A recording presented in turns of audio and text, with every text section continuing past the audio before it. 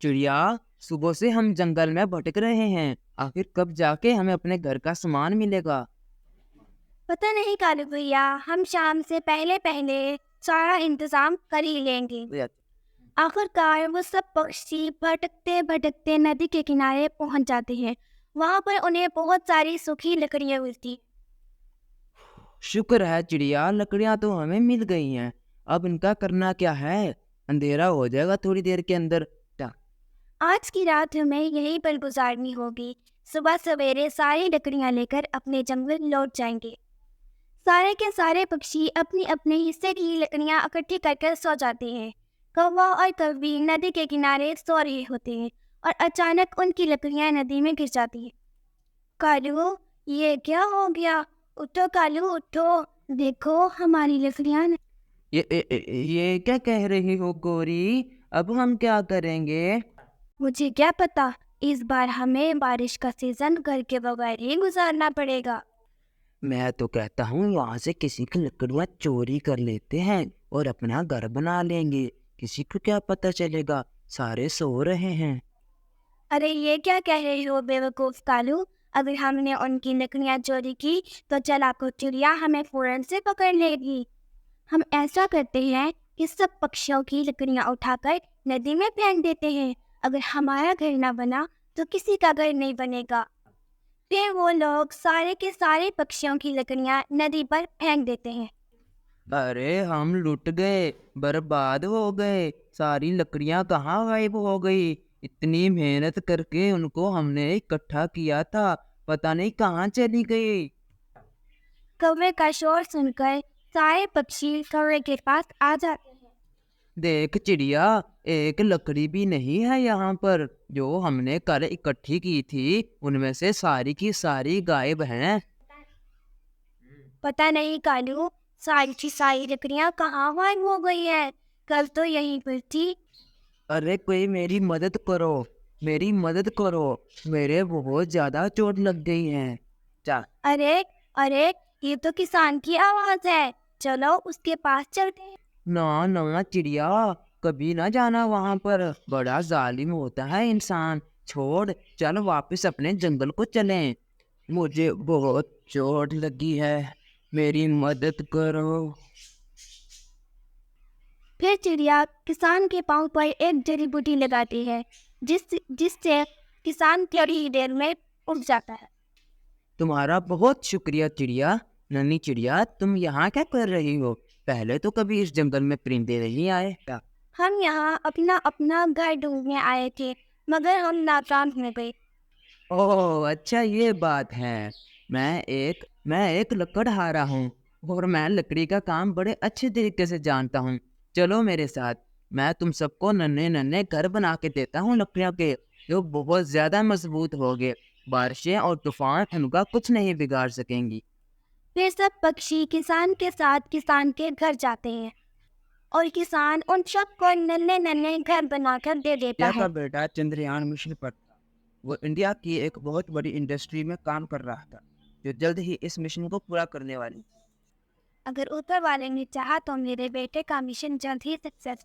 तभी वहां पर कालू आ जाता है और चिड़िया से कहता है, चिड़िया, अरे ओ चिड़िया बहन, क्या तुम्हारे बेटे राहुल के डॉक्यूमेंट कोई घर में पड़े हैं? मैं उसका दोस्त कालू हूँ, ऑफिस जा रहा था, सोचा जाता हुआ लेता जाऊं और उसको दे दूंगा। चा नहीं कालू भैया, मेरे पास कोई डॉक्यूमेंट्स नहीं है। अगर होते भी तो मेरे किस काम के थे?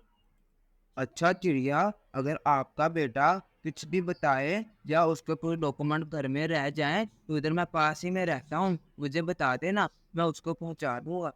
ठीक है कालू भाई, मैं आपको लाजमी बता दूँ। फिर कालू वहां से उड़ के चला जाता है। वो पाकिस्तान के पॉलिटिशियंस का जासूस था और अपने देश इंडिया से गद्दारी कर रहा था। वो उनके लिए इंफॉर्मेशन इकट्ठी कर रहा था। क्या हुआ, वो पेन ड्राइव हाथ लगी क्या? अगर वो हमारे हाथ में लगी तो चंद्रयान मिशन मून 3 सक्सेसफुल हो जाएगा। सरकार, मैं कोशिश कर रहा हूँ, जल्दी काम खत्म कर लूंगा, आप फिक्र ना करें। ठीक है, अब जाओ और काम पर लग जाओ, जल्दी काम खत्म करना है। चिड़िया का बेटा कुछ दिन की छुट्टी लेके घर आ जाता है। चा बेटा, आप कैसे हो और आपका काम कैसा चल रहा है? अगर आज कालू आया था और वो आपके बारे में कुछ इन्फॉर्मेशन हासिल करना चाहता था। मेरे पास कुछ इन्फॉर्मेशन नहीं थी, अगर आपके पास है तो आप उसे दे दीजिए। इन्फॉर्मेशन और कालू। माँ की ये बात सुनकर साइंटिस्ट राहुल को शक हो जाता है। कालू क्या चाहता है उससे, और वो अपनी माँ से कहता है, माँ अगर इस बार कालू आए तो उसे ये दे देना। साइंटिस्ट अपने शक को दूर करने के लिए अपनी माँ को श्वेत पेन ड्राइव देता है ताकि वो कालू का पता लगा सके। और उस दिन ही कालू फिर से आता है और उसकी माँ से वही सवाल करता है, जैसा कि उसकी माँ को राहुल ने कहा था कि माँ ये पेन ड्राइव कालू को दे देना। तो माँ पेन ड्राइव कालू को दे देती है और कालू मन में सोचता है, अरे वाह, मेरा काम तो हो गया जो सरकार ने मुझे दिया था। सरकार मुझे माला माल कर देंगे अब। फिर कालू खुशी के मारे और सीधा सरकार के पास जा पहुंचता है। सरकार सरकार, काम हो गया, पेन ड्राइव मिल गई हमें। अरे वाह कालू वाह, तूने तो कमाल कर दिया, दिल खुश कर दिया तूने। जो तुझे चाहिए वो तुझे मिल जाएगा आज। उनकी खुशी ज़्यादा देर की नहीं थी कि जब पेन ड्राइव को वो चेक करते हैं तो एम्प्टी होती है। और ये देखकर सरकार बहुत गुस्से में आ जाता है और कालू से कहता है, अरे कमबख्त कालू गधे, ये पेन ड्राइव एम्प्टी है। वो तुम्हारा राज जान गए हैं, उन्हें पता चल गया है कि तुम एक जासूस हो। अब मुझे खुद कुछ करना पड़ेगा।